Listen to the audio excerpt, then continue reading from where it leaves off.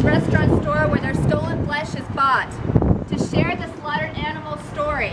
They are gone but not forgotten.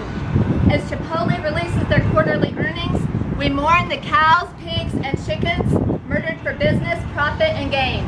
We remember these innocent sentient beings who died in pain without a name. Their flesh now rests here lifeless.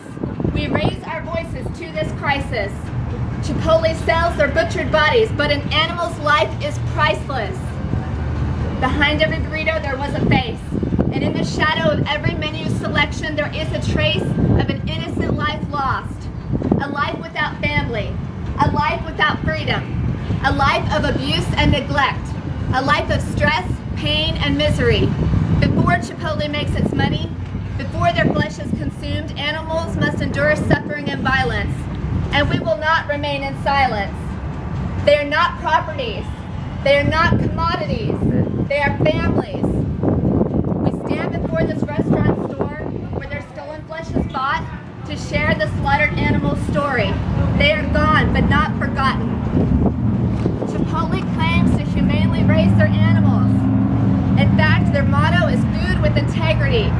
The CEO, Steve L., says, "We promise to run our business in a way that does not exploit animals." What do you think about the claim that Chipotle loves and cares about its animals when it kills tens of millions of animals per year? Chipotle doubled its sales of carnitas after switching to a so-called natural supplier. You know what greenwashing is? This is humane washing. This is humane washing. Killing can never be humane for someone's profit or pleasure. Non-human animals have a desire and a fundamental right to live. Can it ever be humane to slaughter someone who didn't want to die?